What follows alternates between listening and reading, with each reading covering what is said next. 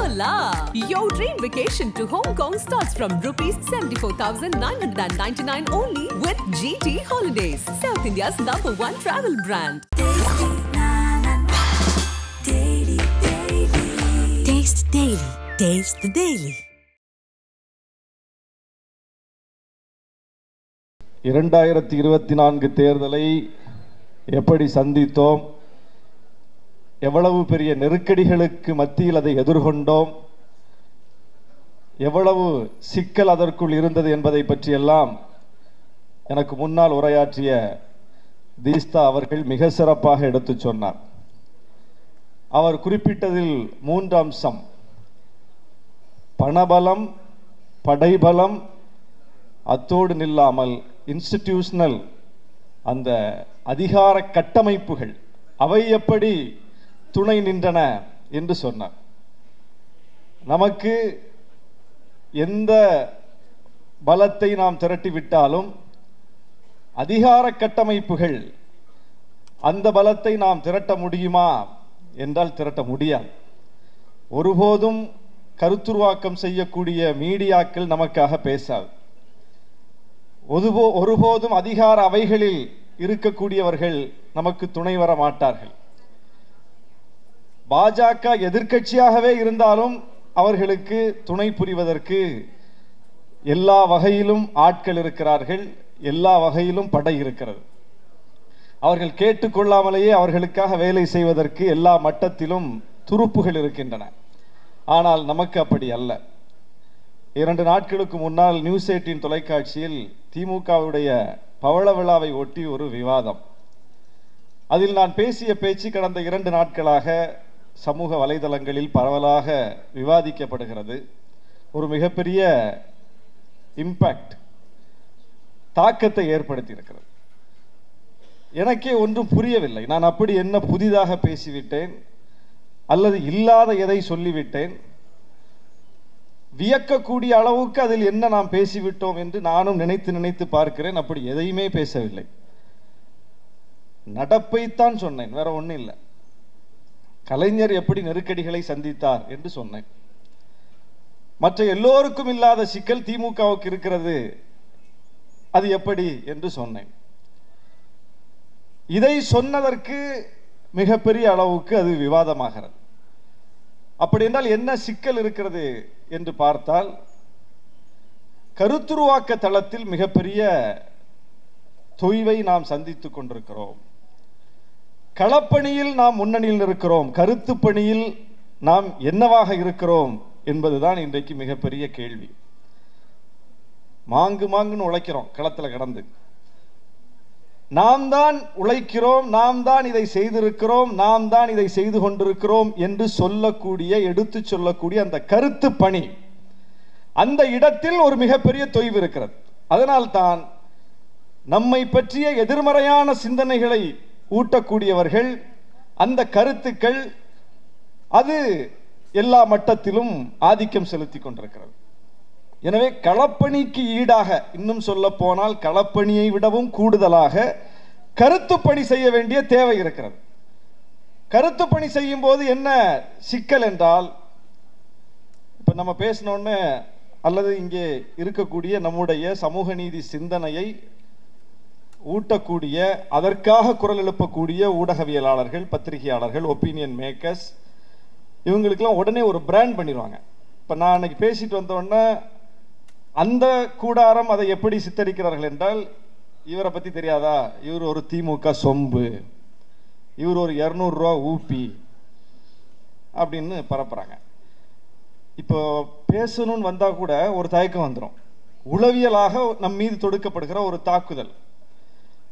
பத்திரிகையாளர்கள், பொதுவான பத்திரிகையாளர்கள் திமுகவுக்கு ஆதரவாகவோ, ஒரு திராவிட இயக்க கருத்தியலுக்கு ஆதரவாகவோ, ஒரு சமூக நீதி கருத்தியலுக்கு ஆதரவாகவோ, ஒரு சாதி ஒழிப்பு கருத்தியலுக்கு ஆதரவாகவோ பேசணும்னு நினைச்சா கூட ஐயோ நம்மளை இப்படி பிராண்ட் பண்ணிடுவாங்களோ அப்படின்னு ஒரு தயக்கம் உண்டாயிடும்.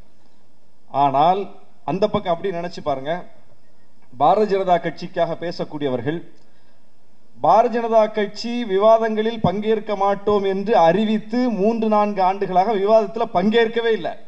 ஒரு கட்சி நான் பங்கேற்கவே மாட்டேன்னு வெளிப்படையாக அறிவிச்சிருச்சு. ஆனால் அந்த கட்சிக்கான கருத்து அங்க பேசப்படாம இருந்துச்சா? 4 சேர் போடப்படுது விவாதத்தில். அந்த கட்சி தான் வரமாட்டேன்னு சொல்லிருச்சுல, வெளிப்படையா அறிவிச்சிருச்சுல. ஆனால் அந்த கட்சிக்காக பேச வராமல் யாராவது இருந்தார்களா? பத்திரிகையாளர்னு வந்து கலந்துக்கிட்டு பேசினாங்கல்ல, பொருளாதார நிபுணர்னு வந்து பேசுறாங்கல்ல, ஆய்வறிஞர்னு வந்து பேசினார்ல, அது ரொம்ப ஓவர் தான். ஆய்வறிஞர் அங்க யாரும் இருக்க வாய்ப்பில்லை. வேறு வேறு வடிவங்களில் வந்து பேசினாங்கல்ல. இந்து மக்கள் கட்சி வந்து பேசினார்ல, அவர் பாஜக கட்சி அல்ல. பாஜகவை சாராமலேயே பாஜகவுக்காக பேசக்கூடிய, RSS நேரடியாக இல்லாமலேயே RSSக்காக பேசக்கூடிய எத்தனை எத்தனை முகங்கள் வந்து பங்கேற்கிறார்கள். அவங்க எல்லாம் கொஞ்சம் கூட அதுக்கெல்லாம் தயங்குறது கிடையாது. அப்படி இருக்கும்போது நாம ஏன் தயங்கணும்? அதுதான் கேள்வி. நாம தயங்க வேண்டியதில்லை. நீ என்ன வேணாலும் பிராண்ட் பண்ணிட்டு போ. நாம் பேசக்கூடிய கருத்து சரியா தவறா அது மட்டும் தான் நம்ம பார்க்கணும். நாம் யாருக்கும் வந்து முட்டு கொடுப்பது நம்ம வேலை இல்லை.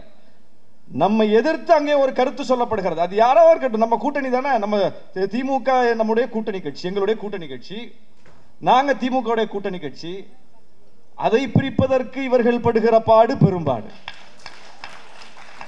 எங்க தலைவர் ரொம்ப கேஷுவலா ஒரு செய்தியாளர் சந்திப்புல மது ஒழிப்பு மாநாடு நடத்துறோம்னு அறிவிக்கிறாரு. உடனே செய்தியாளர்கள் கேட்கிறாங்க, மது ஒழிப்பு மாநாடுன்னா எல்லாரும் கலந்துக்கலாமா? எல்லாரும் கலந்துக்கலாம். அதிமுக கலந்துக்கலாமா? கலந்துக்கலாம். வேண்டுமானால் வந்து பங்கேற்கலாம். இது அதிமுகவுக்கான இன்விடேஷனா? வேண்டுமானால் வந்து பங்கேற்கலாம். சொல்ல போனா இது அதிமுகவை கொஞ்சம் சிறுமைப்படுத்தக்கூடிய, அவ்வளோ பெரிய கட்சிக்கு நேரடியா வந்து ஒரு இன்விடேஷன் கொடுக்காம வேண்டும்னா வந்து பங்கேறுங்க அப்படின்னு சொன்ன ஒரு விஷயம்தான். நீங்க விவாதத்தை நடத்தினா கூட எப்படி நடத்திருக்கணும்? அவ்வளோ பெரிய கட்சி வேண்டும்னா வந்து பங்கேற்கலாம்னு சொல்லிட்டாரு அப்படின்னு நீங்க சொல்லியிருக்கலாம். ஆனா அதிமுகவுக்கு அழைப்பு அப்படின்னு ஒரு 10 நாளாக விவாதத்தை கட்டமைத்தார்கள். திமுகவை விட்டு வெளியேறுகிறதா விசிகா? அப்படி எதுவுமே சொல்லல. ஏன் இது அவர்கள் இப்படி வரிந்து கட்டி கொண்டு செய்கிறார்கள் என்றால், இதை யார் சொல்லி செஞ்சிருப்பாங்க? இது தன்னியல்பா நடந்ததா? அப்படி ஒரு கருத்தையே சொல்லாமல் கூட்டணிக்கு எதிரான எந்த ஒரு பிரச்சனையும் இங்க கிடையாது. ஆனால் கூட்டணியை முறிக்கக்கூடிய ஒரு நிலை வந்துவிட்டது என்று சொல்லக்கூடிய அளவுக்கு ஒரு கருத்துருவாக்கம் வலிமையாக செய்யப்படுகிறது. இதுதான் கவனிக்கணும். இதுவே இந்த கூட்டணியை வலுப்படுத்துறதுக்கு ஒரு கருத்துருவாக்கம் செய்வாங்களா? செய்ய மாட்டாங்க. அப்ப எவ்வளவு பெரிய சவாலை தாண்டி இந்த களத்தில் நாம் நீந்தி கொண்டிருக்கிறோம்.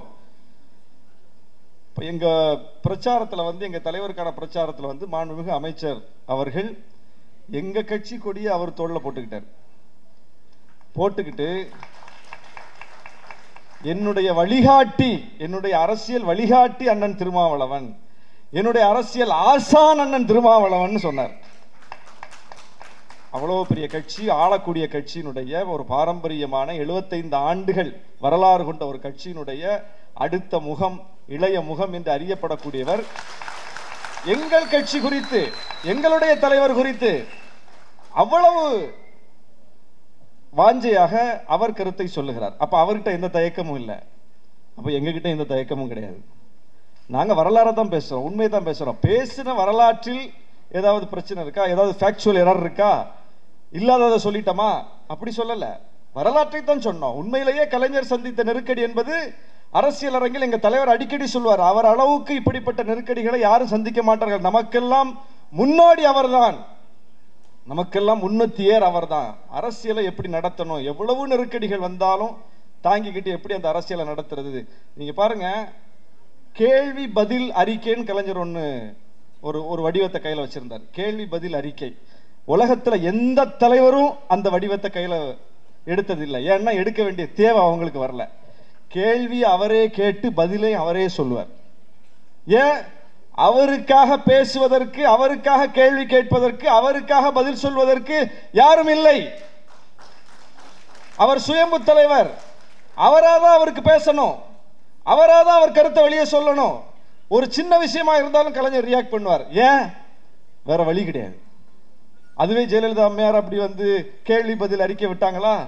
அவங்க வந்து, நான் நேற்று கூட அந்த விவாதத்தில் சொன்னேன், 5 ஆண்டுகளில் எதிர்கட்சியாக அவர்கள் இருந்தால் 4.5 ஆண்டுகள் ஓய்வில் இருப்பாங்க. கடைசி 6 மாசம் ஃபீல்டுக்கு வருவாங்க, ஜெயிச்சிருவாங்க எலெக்ஷன்ல. அந்த வேலையை கலைஞர் செய்ய முடியுமா? 4.5 வருஷம் ஓய்வில் இருந்துட்டு கடைசி 6 மாசம் வந்து ஃபீல்டுக்கு வந்துட்டு கலைஞர் ஏதாவது ஒரு தேர்தலில் வெற்றி பெற்றார் காட்டுங்க? இருக்காது. அப்போ உழைத்தால்தான் மிகப்பெரிய அளவுக்கு கருத்து பரப்புரை செய்தால்தான், தொடர்ந்து இயங்கிக் கொண்டிருந்தால்தான் இந்த பக்கம் ஜெயிச்சிருக்காங்க. தொடர்ந்து இயங்கினால்தான் அதை செய்ய முடியும். எனவே கருத்துருவாக்க தளத்தில் நாம் வலிமையோடு வேலை செய்ய வேண்டிய தேவை இருக்கிறது. அந்த அடிப்படையில் மிகப்பெரிய அளவுக்கு நமக்கான வேலை இருக்கிறது. பாஜக எப்படிப்பட்ட கட்சி என்பது நமக்கு தெரியும். அவர்கள் தனித்து விடப்பட்ட ஒரு கட்சி அல்ல. தமிழ்நாட்டில் அவர்கள் தனிமைப்பட்டு கிடக்கிறார்கள். ஆனால் அகில இந்திய அளவில் அவர்களுக்காக வேலை செய்வதற்கு மிகப்பெரிய ஆள் பலம் இருக்கிறது, படைபலம் இருக்கிறது, அதிகார பலம் இருக்கிறது. அதையெல்லாம் தாண்டி நாம் தமிழ்நாட்டில் 40க்கு 40 வென்றிருக்கிறோம் என்றால் அது ஒரு மிகப்பெரிய சாதனை. மாண்புமிகு முதலமைச்சர் அவர்கள், தளபதி அவர்கள் உறுதி காட்டி கூட்டணியை எல்லாம் அரவணைத்து, சின்ன சின்ன முரண்பாடுகள் இருந்தாலும் அதையெல்லாம் கடந்து எல்லோரையும் ஒத்த கருத்துக்குள் கொண்டு வந்து அந்த இணைப்பை சாத்தியப்படுத்தி 2024 இல்ல, இந்தியா கூட்டணி 2024 இந்திய அளவில் அமைஞ்சது. ஆனால் 2019 அகில இந்திய அளவில் அந்த கூட்டணியை தமிழ்நாட்டில் சாத்தியப்படுத்தி இப்படி ஜெயிக்க முடியும், இப்படி இணைந்தால் நாம் வெல்ல முடியும் என்கிற அந்த ஒரு கருத்தை விதைத்தவர் அவர்தான். அதன் அடிப்படையில் தான் இன்னைக்கு இந்தியா கூட்டணி மிகப்பெரிய அளவுக்கு வெற்றி பெற்றிருக்கிறது. இப்போ இந்த நூல்ல கூட சொல்லியிருக்காங்க, நாம் இன்றைக்கு கருத்தளவில் வெற்றி பெற்றிருக்கிறோம், மோடி ஆட்சியை வீழ்த்தி இருக்கிறோம். சொல்ல போனால் வெற்றி பெற்ற பிறகும் அவர்கள் தோல்வி என்கிற அந்த நிலையில் இருக்கிறார்கள். நாம் தோல்வி அடைந்த பிறகும் வெற்றி என்கிற அந்த உணர்வு பெருக்கோடு இருக்கிறோம். அதாவது கருத்தியல் ரீதியா அவங்களை இன்னைக்கு பின்னடைவை சந்திக்க வச்சுட்டோம். கடந்த 10 ஆண்டுகளில் அவர்கள் நினைத்ததை எல்லாம் செய்தார்கள். ஆனால் இந்த முறை பாருங்க, வக்ஃபு சட்டத்தை திருத்தினாங்க, அதை போய் ஜாயின்ட் கமிட்டிக்கு அனுப்பியிருக்காங்க. முதல் முறையாக இடஒதுக்கீடு பின்பற்றாமலேயே நியமனங்கள் செய்தார்கள், அதை பின்வாங்கிட்டாங்க. இன்னைக்கு கூட ஒரு குழுவை அமைத்து இந்த நாடாளுமன்ற சட்டமன்ற தேர்தல் ரெண்டையும் சேர்த்து ஒரே தேர்தலாக வைப்பதற்கு ஒரு சட்டத்தை கொண்டு வரலாம் என்று சொல்லிவிட்டு அதை பற்றி விவாதிக்க அனைத்து கட்சிகளோடு பேசணும்னு ஒரு குழுவை போடுறாங்க. இந்த அளவுக்கு அவர்கள் இன்றைக்கு இறங்கி வருகிறார்கள். எனவே இது ஒரு மாற்றம். ஆனால் இது அரசியல் ரீதியாக எப்போது நமக்கு வெற்றியாக அமையும் என்றால் 2029 தேர்தல். அதில் மிகப்பெரிய நாம் வெற்றியை பெற வேண்டும். அதற்கு முன்னால இங்கே 2026 சட்டப்பேரவை தேர்தல் வரப்போகுது. அதிலும் நாம் மிகப்பெரிய வெற்றியை பெற வேண்டும். அதற்கு நாம் கடுமையாக உழைக்க வேண்டும். கருத்து பரப்பு தளத்தில் நாம் மிக தீவிரமாக உழைக்க வேண்டும். அதுதான் முக்கியமானது. கூட்டணியை உரசி பார்ப்பதற்கு, அதில் விரிசலை ஏற்படுத்துவதற்கு ஏதாவது வாய்ப்பு கிடைக்காதா என்று எல்லோரும் இயங்கிக் கொண்டிருக்கிறார்கள். விடுதலை சிறுத்தைகளை பொறுத்த அளவில் எங்க தலைவர் இப்போ மாநாடு அறிவித்து எக்ஸ்டம்போரா அவர் நினைப்பதை பேசக்கூடிய தலைவர். அவருக்கு யாரும் ஃபீட் பண்ண வேண்டிய தேவையில்லை, இப்படி செய்யுங்க அப்படி செய்யுங்க. ஆனால் உடனே அதை என்ன செஞ்சிட்டாங்க, திமுக சீட்டு பேரம் பேசுவதற்காக அவர் இப்படி செய்கிறார். கிட்டத்தட்ட 11 தேர்தல்களை சந்தித்திருக்கிறோம் விடுதலை சிறுத்தைகள். 11 பொது தேர்தல்களில் 7 தேர்தல்களை திமுக அணியில் சந்தித்திருக்கிறோம். ஒரு தேர்தலில் கூட எங்க தலைவர் மையமாக அமர்ந்து கொண்டு ஒரே நேரத்தில் 3 கட்சிகளோடு பேசுகிறார்.